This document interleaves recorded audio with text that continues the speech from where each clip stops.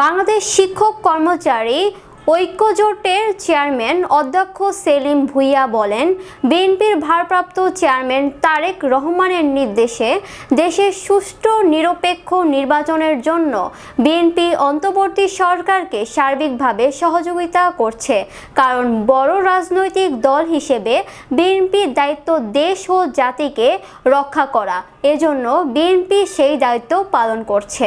তিনি আজ সকালে মাদারীপুরে শিবচরে নন্দকুমার মডেল ইনস্টিটিউশন মাঠে বাংলাদেশ শিক্ষক সমিতি মাদারীপুর জেলা ও শিবচর উপজেলা শাখা আয়োজিত বাংলাদেশ শিক্ষক কর্মচারী ঐক্যজোট এর সমাবেশে প্রধান অতিথির বক্তব্যকালে তিনি এসব কথা বলেন।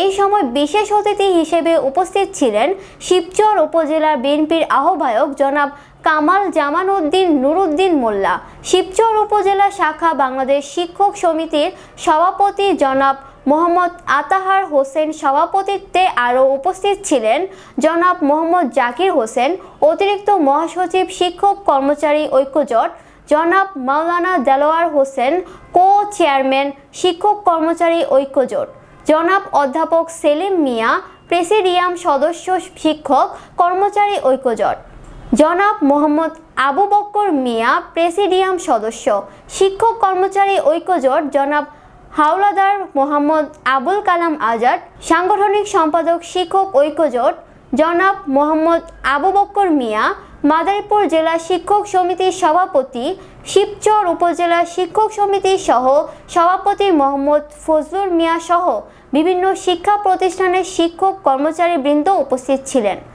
দেশের সব কিছু সংস্কারের দায়িত্ব অন্তর্বর্তী সরকারকে দেওয়া হয়নি বলে মন্তব্য করেছেন বাংলাদেশ শিক্ষক কর্মচারী ঐক্যজোট পরিষদের চেয়ারম্যান অধ্যক্ষ সেলিম ভূঁইয়া।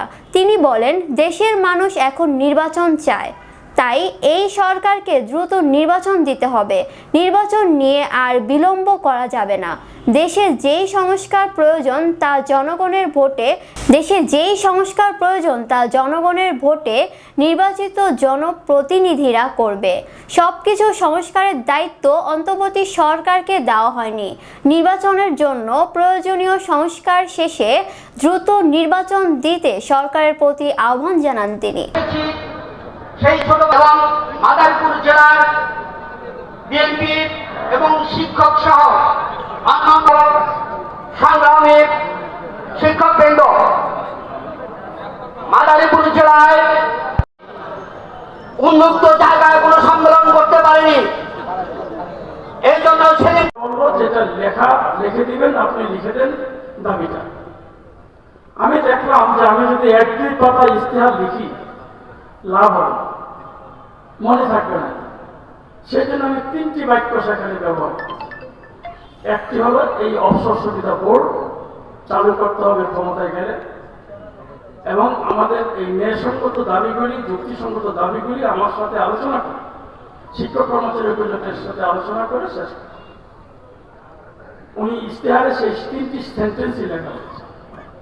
এবং সেখান থেকে ক্ষমতায় আসার পরে যখন ইশতেহার নিয়ে সামনে যেতে হয়নি, শুধু মুখ দিয়ে বলেছি, উনি ক্ষমতায় আসার সাথে সাথে 24শে অক্টোবর বিরাম মিলনায়তনে আমাদের সেই অবসর সুবিধা বোর্ড চালু করে দিলেন এবং 5 জন শিক্ষকের হাতে অবসর সুবিধা বোর্ডের চেক তুলে দিলেন। পেয়ে গেলেন আপনার অর্থাৎ। এটারও প্রথম শরীফুল ইসলাম স্যারকে সদস্য সচিব করা হয়। আমি যেহেতু কল্যাণে ছিলাম, পরে আবার ওনাকে বাদ দিয়ে আমাকে আবার অবসর সুবিধা বোর্ডের সদস্য সচিব করা হয়। আমরা যতদিন ছিলাম ভালোভাবে চালিয়েছি। এখন আমার যে দাবি চাকরি জাতীয়, কারণ এদেশের শিক্ষকরা অবহেলিত, নির্যাতিত, নিষ্পেষিত। শিক্ষকদের সালাম দিতে হয় পাড়ার মহল্লায়, মাস্তান, রনবাজ, সমাজের অপান্ত ব্যক্তি, সমাজ যাকে ঘৃণা করে শিক্ষকরা তাকে সালাম দেয়।